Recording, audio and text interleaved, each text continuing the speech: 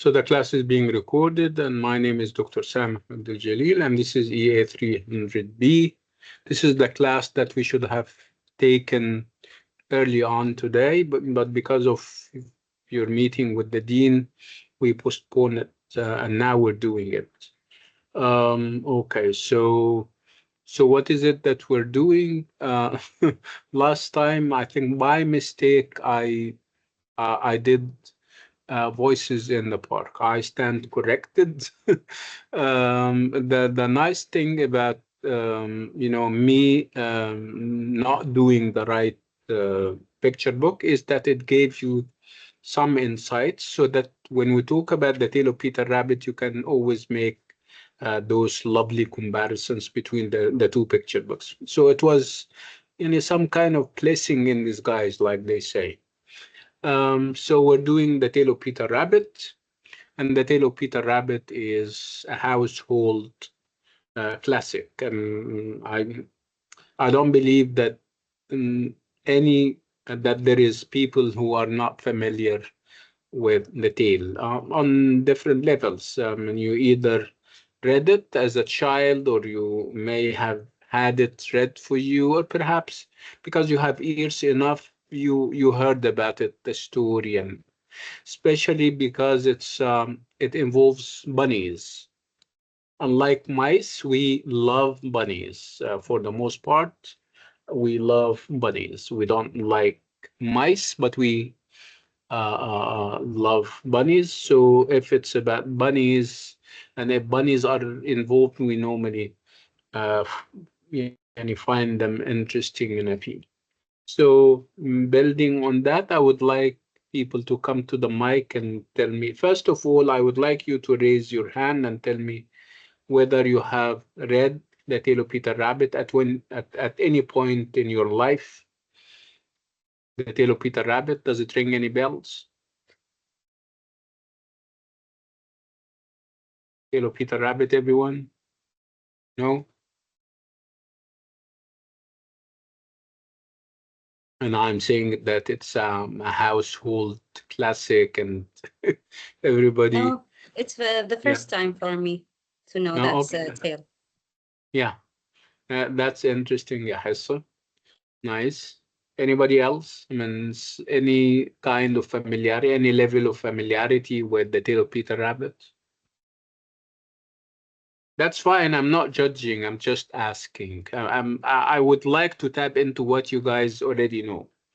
I don't want to start from scratch, and you already know something, so you think that I'm insulting you by repeating what you already know. This is um, why I'm asking you about it, so that we can start from where you ended. Um, Not knowing about something is not bad. Wanting to know is obviously very good, and this is exactly what we're doing. What we're going to do. We're going to read, because I don't want to spoil it for you, because you don't know much about it. So because I don't want to spoil it for you, we're going to read it together. And you need to remember, this is a picture book, like we did with Voices in the Park by mistake. We read Voices in the Park the other day.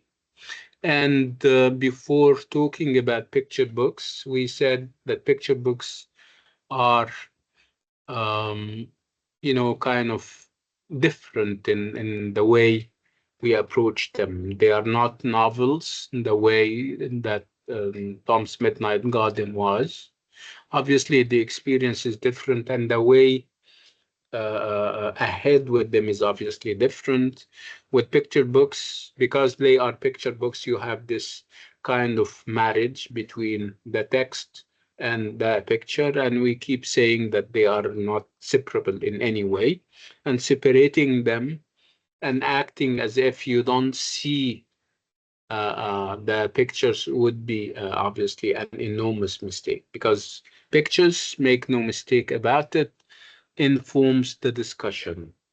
Sometimes even the text stays silent on lots of things. So it's only when you go to the picture and crack its codes that the idea comes readily to you.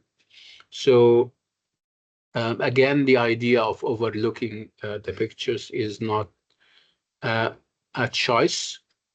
It's it's not an option. You need to give equal attention, if not more, to the picture. The picture can make or break if we would like to have to truly engage with a picture book. We said that we have two picture books this time around. We have The Tale of Peter Rabbit and we have Voices in the Park. Already you have some knowledge about voices in the park, and I said this is not going down the drain because it's going to help us understand the tale of Peter Rabbit more.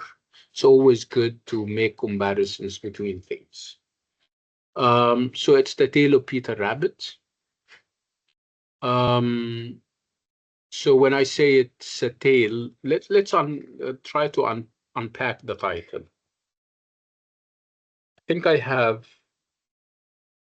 uh, the book. Let me share it.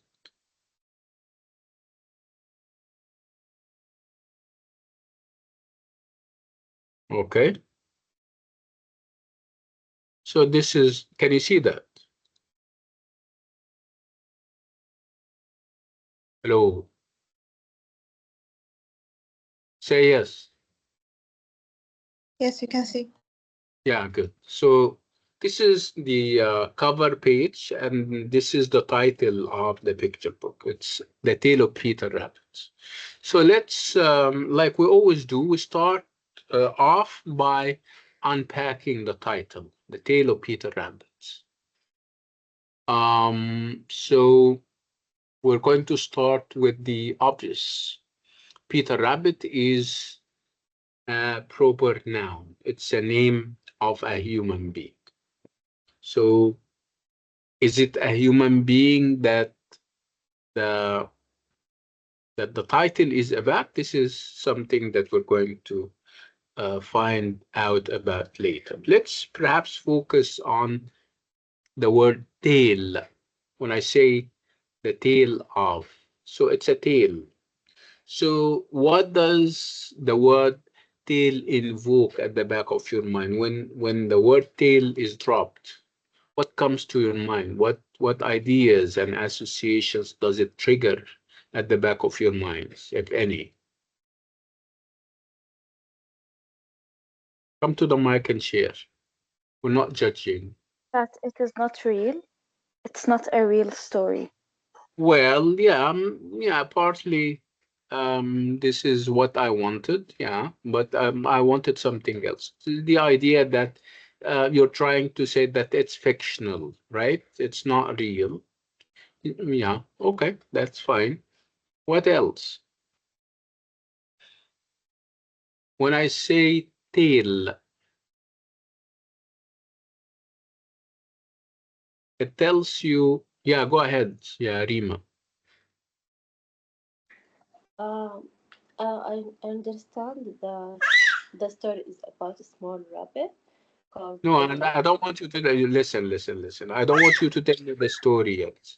We're unpacking the title, and I'm asking you about the ideas that come to your mind when I mention the word tale. Uh, is stories for children. Yeah, it is a story. I mean, let's keep it there. So it's a story. I mean, the idea that it is for children, this is obviously not very accurate. So a tale can be a tale and for children and for non-children. Very good. Thank you, Rima. Thank you so much. So it's a story where obviously when we talk about a story, we talk about somebody narrating. So it's a narrative. We call it a tale, we call it a story, we call it a narrative, where somebody is narrating, is telling the story. So stories normally have beginnings, they have middle, and they have an end, right? This is what we have seen over the years. The novels that we have taken over the years are stories, are tales, right? So what else do we have in tales? Together with this trajectories, a beginning, a middle, and an end, we also have characters, right? Different types of characters, static characters, active, dynamic characters, right? We have all types of characters, assertive characters, non-assertive characters, right? So males, females. So these are also things that we normally see in tales. What else? You normally have, um, a challenge of a sort, a problem, and characters come together in order to come out of the problem. So they come together to come out. That's interesting.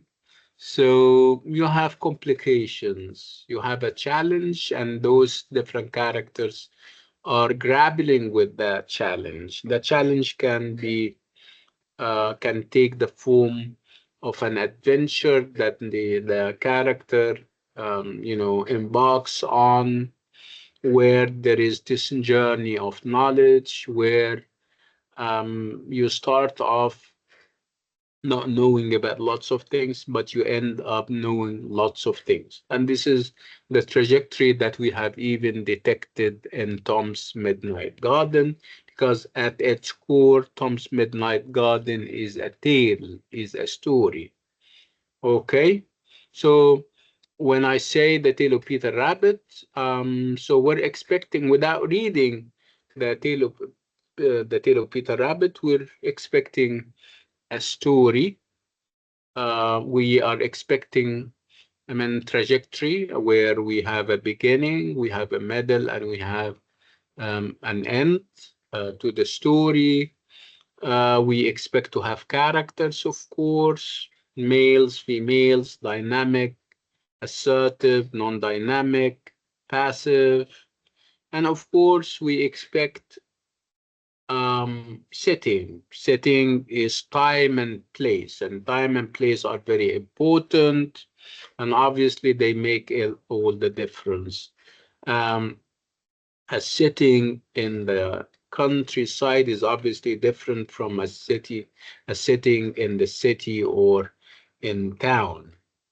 um, um, s- we'll talk about this idea of setting, obviously, a lot. Setting can also be about time, the time period, the story is set in. Sometimes we talk about the Victorian age and the modern times, um, contemporary things happening as we speak. So time can also be very important in a tale or in a story. And of course, those different elements work together towards giving us a message. There has to be a message. Obviously, literature for so long had been focused on this idea of message, delivering a message, being didactic. And this is something that we cannot evade. So the idea of art for art's sake is obviously a myth. It doesn't happen so often, because literature people involved in literature, I'm talking about writers, they normally have an agenda. And when I say an agenda, I don't mean uh, um, a bad thing. Agendas are not all bad. You're trying to deliver a certain constructive message. What's bad? And this is an agenda in and of itself, but it's nothing bad, obviously. So literature is not innocent, um, in the sense that it can um, give and get messages across. So having said all of that, let's now focus on the tail itself, the tail of Peter Rabbit. So if you go down, you have the picture of a bunny or a rabbit, right? So when I say rabbits, what are the associations of rabbits at the back of your minds? When I say Introvert. Animal. what? So yeah, absolutely, it's an Introvert. animal. Introvert. Yeah. You mean It's that cat the and bunnies are for the most part are introvert. They don't cat. mix with other animals. They don't reach out to other animals. This is what you're trying to say? Yes, Yes, and and the it's a bus. metaphor we use. We call someone who's an introvert and a bunny. Wallahi. Yeah, I come from far away from an old generation where we don't use that. You know, which means that I am a bunny. I mean, because am I introvert? I'm not sure. I need to check. So, okay, what are the other associations when I say when you see that we have a bunny involved?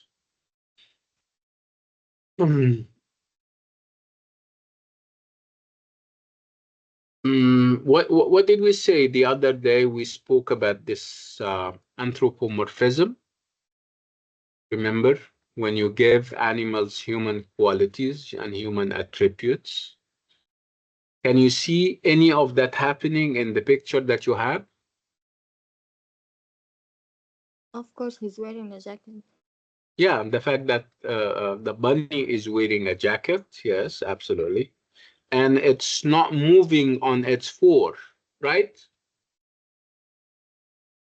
Yeah, The it's like bunny it's is walking. He's upright. And walking like a person, like this is human. yeah, as you can see, it is walking just like us, right? Perhaps it means something. We're going to find out in a minute, right? So the fact that it is dressed in clothes. Obviously, this is exclusive to human beings, right? So what does clothes do, or what do clothes do to human beings? Why human beings invented clothes? Is it a To stage cover of themselves. development? Yeah. Is it a stage in our development as human beings? Is it a sign of civilization? Yes, it is. Maybe It is. self-expression. Yeah, this is another stage, but we're talking about a basic stage where obviously we are making this distinction between people who are almost naked and people who are wearing clothes. Obviously, this is so obviously we refer to people who are almost naked as not very civilized. We call them barbarian even, right? But people who wear clothes, this is another stage of development. This is civilization, right? What about animals? Do they wear stuff? No, No. And we normally, how much, I mean, or how do we refer to animals for the most part?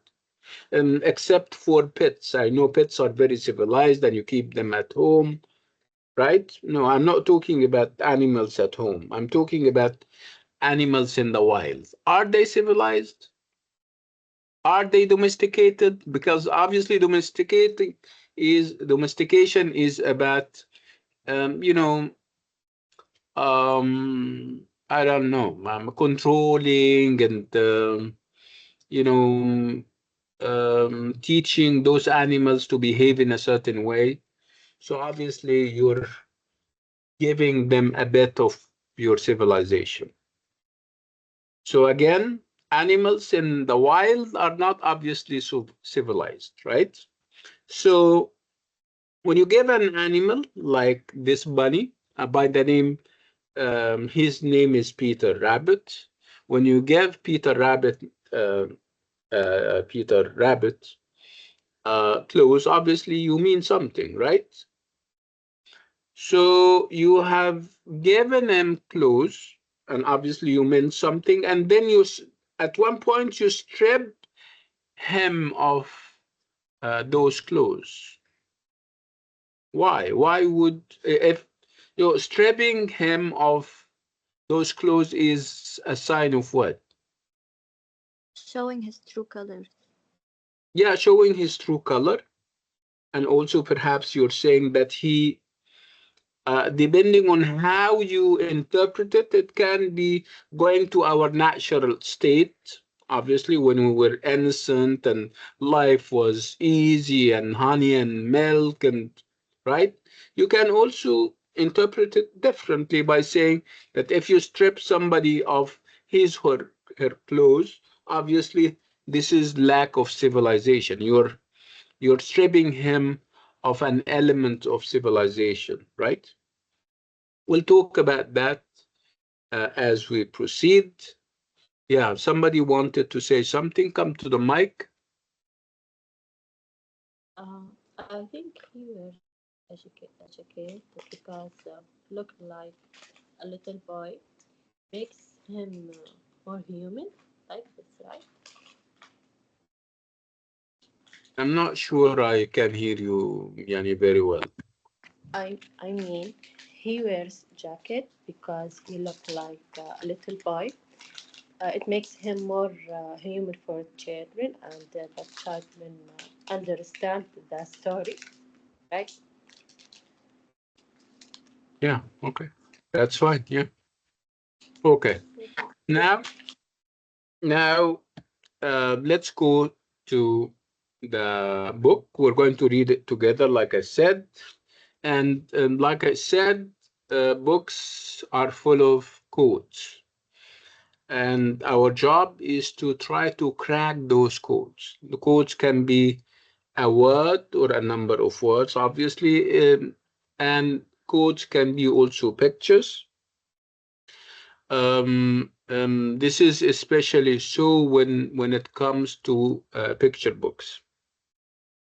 What is it that you're going to look for in a picture?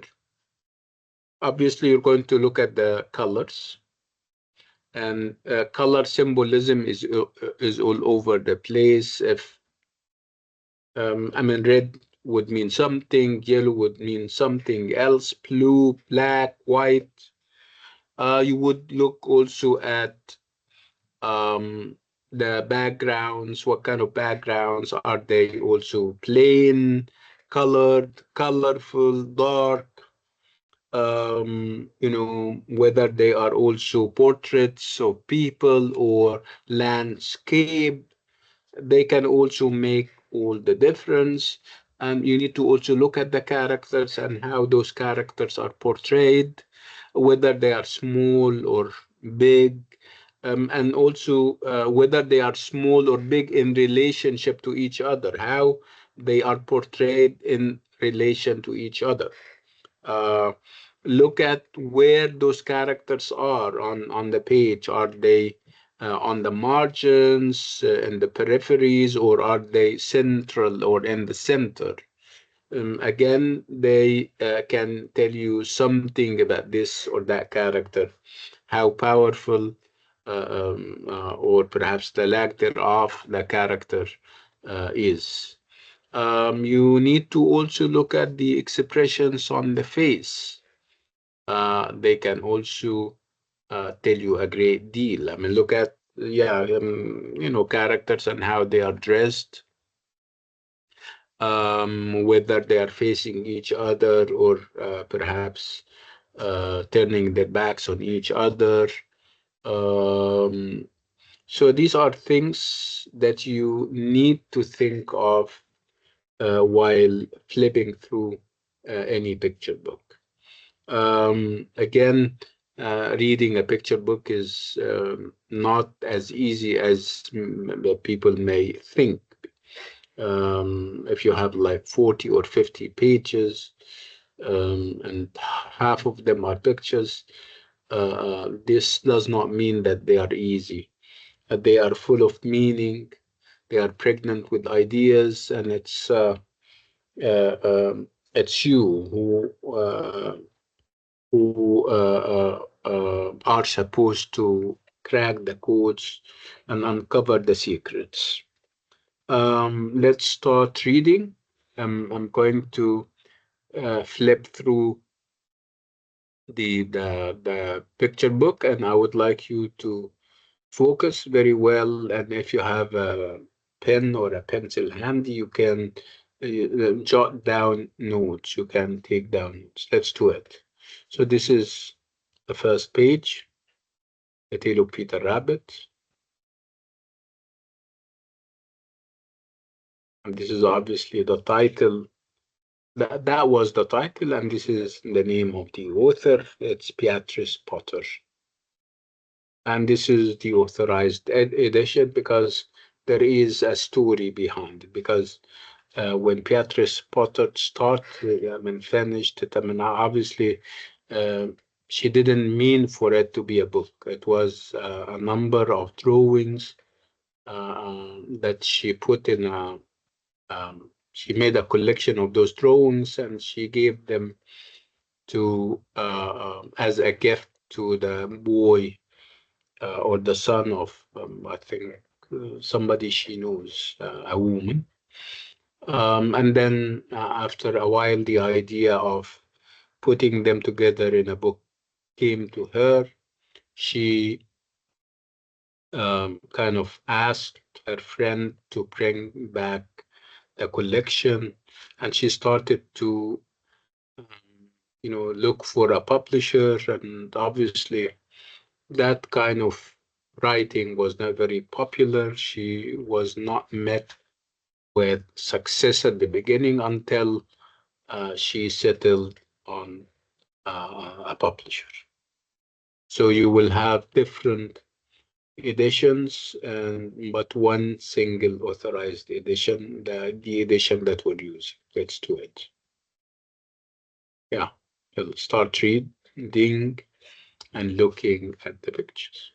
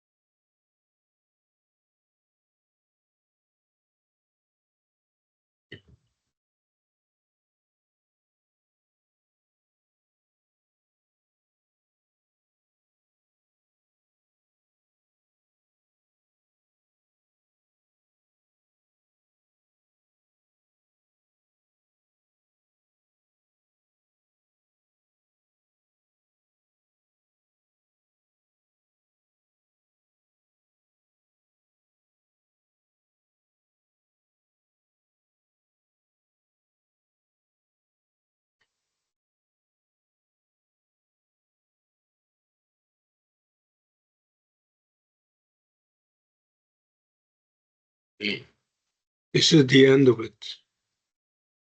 So what do you think? Yeah, in a sense, it can be this. Yes, Amir. Can you come to the mic and share this with us? What makes you believe that this is, can you, right from the very start, that it's a cautionary tale? What are the elements of a cautionary tale, if any? Samah, you started, huh? You asked for it. You guys agree that this can be a cautionary tale, among other things? Yes, Not in the because it most teaches a traditional lesson. sense. Okay, so let's take one individual at a time. Let's start with Lena and then move on to Dima. Lena. Yes, Yeah, it is a cautionary tale because it shows a lesson yeah, what's the lesson? to listen to instructions. Yeah, I mean, listening to instructions is a good thing, but not failing to listen to instructions is the bad part of it, and you have to pay for that, right? Yeah. That's interesting. Thank you so much, Yelena. Dima? It is a cautionary tale in a way, but just the only thing that doesn't make it so traditional is that they don't uh, like actually tell you the moral of the story at the end. Like the mother doesn't go, see, this is because I told you there isn't this part. So I think that's the only Mhm. part that doesn't make it so traditional. Yeah, I mean, the fact that you're trying to say that it's an open end, and the meaning is up for grabs at the end, right? You Yes, don't it know leaves it. whether what the It le- woman, what the mom or the mother is doing is a reward. I mean, trying to nurse her son back to health, or is it a punishment because he's obviously drinking and eating something that the other members of the family are not eating. They are eating different types. There is diversity and variety in their food, while he is reduced to mere chamomile tea. And obviously, chamomile tea is well, sleeping, how? sleeping Yeah, drink. it's not the best. It doesn't have the best of tastes, right? Let me put it this way. So you're trying to say that it is, in a sense, a cautionary tale, but perhaps it has, I mean, the end is tweaked so that it can perhaps suit the temperaments of different people, right? People I can think come up. Yeah, go ahead. Yes. it leaves it for the child to conclude that themselves. Like by seeing the trouble that Peter goes through, they will conclude themselves like, "Oh, that's what happens when you don't listen." But they never say it. But I think the mother didn't punish him nor reward him with the chamomile tea because the punishment was the experience itself. Like he was already punished. I don't think the mother needed to neither reward nor punish him. If we all agree on the fact that this is punishment in and of itself, because people are going to be polarized over whether what Peter did was wrong or not in the first place. The idea that you may think of him as a curious child, and obviously curiosity is no bad thing, and you can think of him as a revolutionary, as a somebody who is not following the rules, because there are rules that you don't have to follow. I mean, perhaps he's there uh, in order to investigate why his father was made into a pie and was eaten in cold blood, right? Perhaps he wants to know. So the idea of there is punishment, we're not all agreed on this idea of punishment. Again, because we're different, because I for one do not believe in complete conformity, the idea that you have to follow every single thing without asking questions, right? Some other people may be different. They like it. Uh, I mean, they like to follow and to abide by the law without asking questions. So you don't have a complete answer to whatever questions that you have in mind about the tale. And this is perhaps the beauty of it, that no two people are going to agree on one single meaning or one single interpretation. This is again not a bad thing to do. Yeah, that's interesting. Let's talk about other impressions, initial as they are. Come to the mic and share with us. What is it that you liked about the tale? What lesson? And I hate this idea of, reading something for a lesson. Obviously, the lesson comes or goes, but the act of reading should be pursued for its own sake. This is how I see it. So, what are the takeaways, if any, now that we have read the book?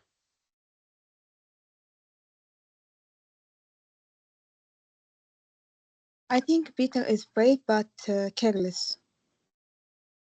Yeah, Peter is what but careless? Peter is so brave, but he Yeah, careless. yeah, he is brave and careless. Yeah. Can you elaborate, yeah, Sadim? Can you tell us more about this take on Peter and how you see him? Um, Actually, he can't obey his mother, but he Hmm. wants to discover more about the garden. And finally, he got a punishment after he saw Mr. McGouger, and he learned the lesson and go back to his home and find his mother and his sisters. Yeah, that too. Yes. Yes. Okay. Thank you, Sadim. Thank you so much. Okay. So now we know that this is an anthropomorphic piece of work where we have animals playing human roles. There we have a mother and kids, and they are given strict instructions um, to do this and not to do that. We have all the characters are dressed in human clothes. We have warning of not to go down certain rabbit holes, not to venture into and step into the unknown. Obviously, these are all things that we normally associate with human beings. When we talk about curiosity, when we talk about revenge at one level and at one point, this is also all humanoid, if you like. Yeah, Lena? I was gonna say it reminds me of the story of Adam and Eve, like what was Yeah, forbidden, and then as yeah, punishment, that's interesting. Yeah, bringing this archetype to the conversation is very interesting. The idea that I'm sorry, Peter is another Adam, right? And obviously, the farm or the garden of Mr. McGruger is, the forbidden territory, and he is warned against trespassing and going there, obviously, like Adam was forewarned, and Adam insisted, and Peter also insisted. Adam got punished, and Peter, depending on your perspective, gets punished, right? Yeah, that's amazing. I like it, Lena, when you make those, when you establish those parallels. Yeah, Thank you so thank you. much. Dima, come to the mic. What Lena said is so interesting. There's also that Peter got stripped of his clothes, and Adam and Eve also get their nakedness shown when they. Yes, but I Mhm. wanted to say that I have noticed the fir tree is mentioned a lot in. It was also mentioned a lot in Tom's Midnight Garden, so maybe it's like essential to children's literature. And I just researched, and it says the fir tree symbolized the return of the sun for the older people. So maybe to Peter, it also symbolized like his return home. It all started at the fir tree, and then he came back to safety at the fir tree. Yeah, which is, yeah, it can be symbolic of this state of return, that this promise that no matter what, the promise of return is always looming, is always there. Yeah, that's a very interesting way of looking at that. Yeah, yeah, Rima. Um, I won't talk about the mother. I think some people think she is strict, but I think she represents kindness, and she wears him jacket because she still care for him, and jacket has meaning because he looks like a little boy. When he loves, he feels scared, and shows is not ready for the adults world warlord. Yeah, that's interesting. Thank you, Rima. Thank you. Okay. Okay, well, go on. Yeah, you're raising your hand again. So we'll take like a 10-minute break, and I would like you, in the meantime, to think deep and come up with ideas, so that we can, pick up what we have left over. We'll talk more about Peter and the family and everything in between. So I'll see you in 10 minutes, inshallah. Salam alaikum.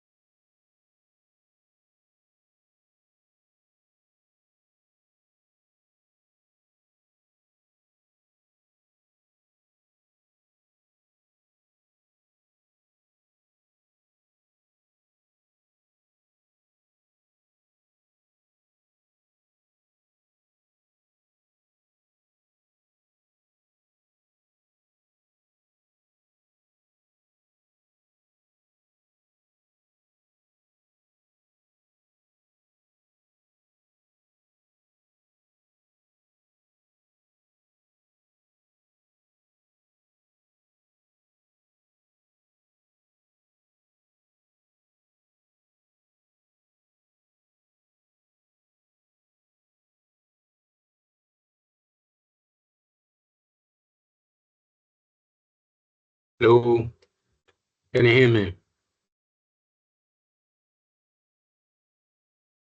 Yes, doctor. Okay, good.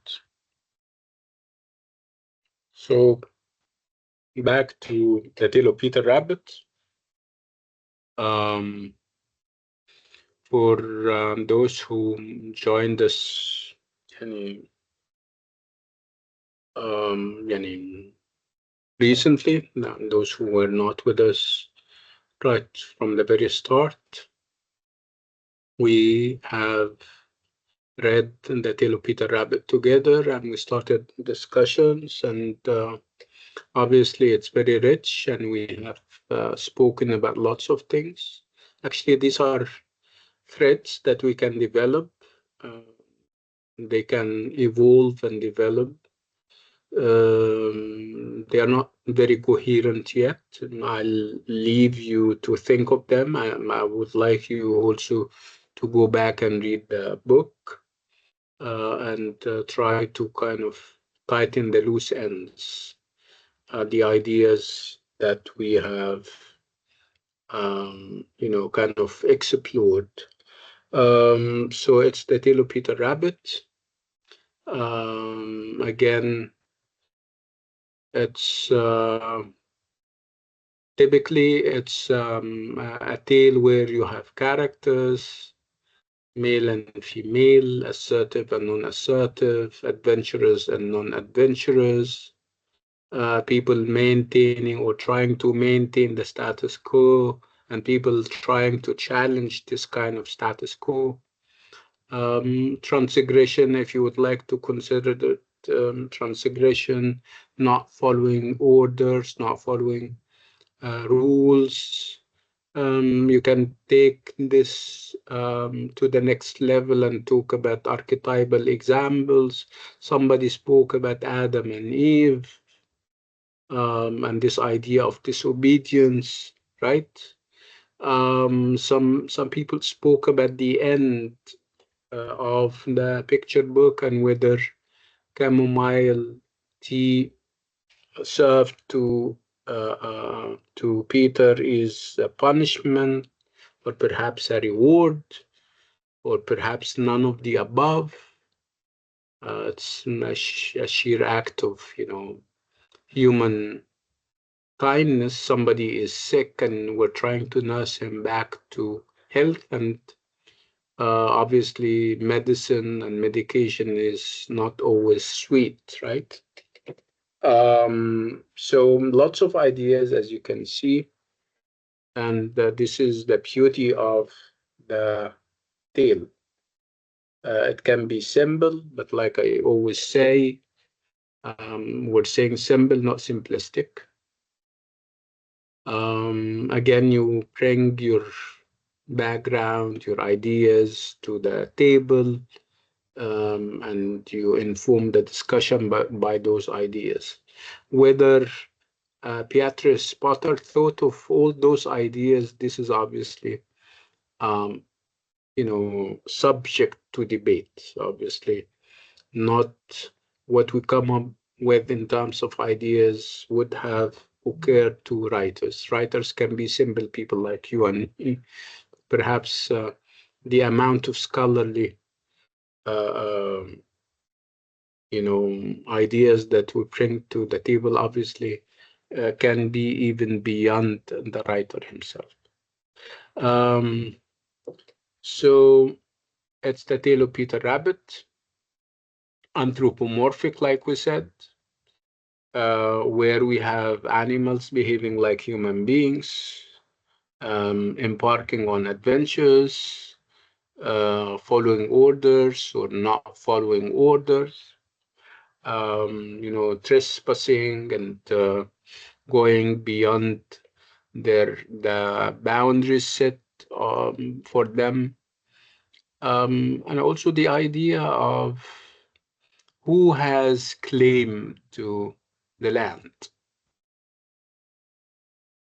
Are we in nature or are we in the city? Whose land are we talking about? Is really Mr. MacGruger the owner of the garden or the farm. We keep saying Mr. Magruger's farm or garden. Is it really his? And obviously, we are in outside nature, and this idea of having private property is something that is unique to human beings, because private property does not exist for animals, right? Animals do not possess, they don't own, right? So Yeah, they do. perhaps Peter, when he went to Mr. Magruger's garden, he was under this impression that this is open space, this is nature, and I'm moving around very freely because I mean, this nature is ours, all of us, including Mr. Magruger, as an element of nature, where human beings are element of nature, animals are also elements of nature. So we all own this. So perhaps he was under this impression. That's why he went. So for Mr. Magruger to get upset and run after uh, Peter, this is obviously selfish. This is human selfishness, typical. And this is perhaps colonialism, one form of colonialism, where obviously some human beings would go to a certain place and then claim it as their own, and they start to change its demography, they change its geography, they set artificial boundaries, and then they give you passports and they say, yeah, this guy can come in and this cannot. So it can be this, can be a form of colonialism where Mr. Magruger is a colonialist, where Peter is obviously the native, somebody who is claiming what is his. He is fighting colonialism. Yeah, and that can be big, I know. But this is how some people may think about it. Yeah, Dima, you wanted to say something. Come to the mic. I just wanted to say that animals do try to claim their own land. Like they always try to mark their property, and they're constantly fighting over, like, you know, they do try to have these things. I'm not sure. I mean, not in my experience, and I have been on Earth for the past 54 years. And I think the only animal who has those ethics of private property is the human being. I mean, animals can fight over food, and obviously even food for the sake of sustenance. We're not familiar with them storing food for tomorrow and the day after. I don't know, perhaps you have a different experience, but this is what I know of animals and what I know of human beings.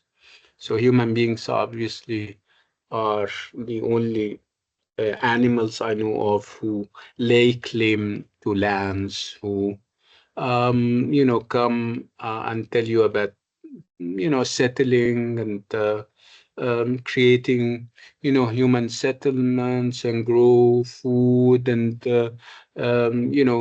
spread I don't know what. And see, so these are obviously slogans that are very exclusive to human beings. Prove me wrong, that's fine. Okay. What else about the Tale of Peter Rabbit that came to you when you have read the picture book? For me personally, the fact that it is a children's book and they mentioned that a little bit terrifying flashback scene where where the mother mentioned to her son that their father had an accident and it was baked into a pie, referring to that her husband, his father, made a mistake by trespassing to that territory, to Mr. McGregor's territory for food, even though they probably already have food, since she keeps feeding her children with food that she doesn't take from Mr. Gregor's farm. And Peter mistakenly is repeating that same mistake, which almost led him to get killed. Yeah. This is how a caring mother would, uh, you know, indicate to her children, right? But perhaps on a deeper and more profound level, I wouldn't say that the guy was there. And obviously, I mean, Peter, the father, when he went there, it wasn't a mistake. And I still stick to my idea that this is open space. This is no man's land, if you like. It's nature, and people are free. I mean, not people. I mean, creatures are free to go and eat from here and grab stuff from there. So it wasn't a mistake. It was perhaps a miscalculation, right? Because obviously we're talking about new rules, and obviously Peter, the father, was not familiar with those rules. The fact that we now human settlements, human beings are encroaching on nature. They are cutting trees, massive volumes of trees. They are, perhaps killing other human beings for material gain. Obviously, I mean, bunnies are innocent after all, right? And obviously, Peter, the son, is obviously repeating the same idea, that he is also under the impression that it's an open space. He can go wherever he wants. He can eat from wherever um, he wants, and so in this sense, it is a mistake because they are not keeping their guard up, obviously. But the idea that, like, remember at one point, Mr. Magruker is going to run after Peter and say, and he would shout and cry, "Stop, thief!" Now, who is the thief here? I mean, the idea, who stole the land? That this is what I'm asking, right? Who stole the land? Whose land is that? Obviously, it's no man's land, and I insist it's everybody's land, right? So for human beings to come and say this is ours, and they start to set barriers and obviously, uh, um, this is, I mean, this is how I see it. Dima, I wanted to say something. Come to the mic.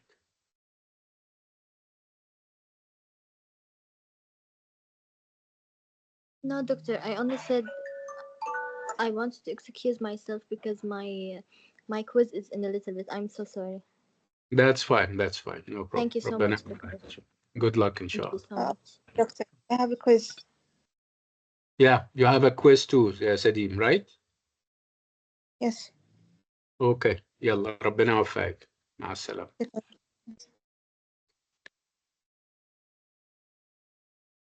Okay.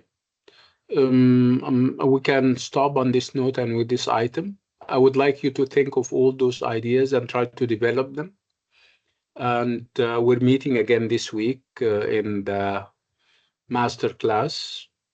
We haven't agreed on a time for the makeup. Obviously, we'll consider this a makeup, and we'll go ahead with the regular master class. The master class is going to be on Thursday, and it's going to be Ramadan. كل عام وانتم بخير. I don't know. What do you think? Should we do the master class early in the morning or late at night? I think late at night is better. Hmm. Late. Okay. Okay. It depends on what we mean by late at night. Should it be like after 10 p.m.? I think 8 is better, or 7 maybe. No, not necessarily late, like somewhere at night. What? Does it necessarily need to be like at 10 or after 10? No, I'm just we're soliciting suggestions and recommendations. For me, it's better somewhere at night. Maybe not that late, like 10, 11, somewhere at 7 or 8. What do you think, everyone? Would 9 be good for everyone? Convenient? 9 p.m. It's not too late and it's not too early. I think 10 after Salat Tarawih. It's going to be only one day. Yeah, I think 9 is convenient, right? It's not the Yes. whole week, right? It's not the whole week. It's only one day. So everyone, so 9 p.m. I'll see you inshallah during Ramadan, and which means that we're meeting this Thursday at 9 p.m. We're using the masterclass link. كل عام وانتم بخير. Thank you so much. وكل عام وانتم. السلام عليكم. Thank you, Doctor. Yeah, go ahead.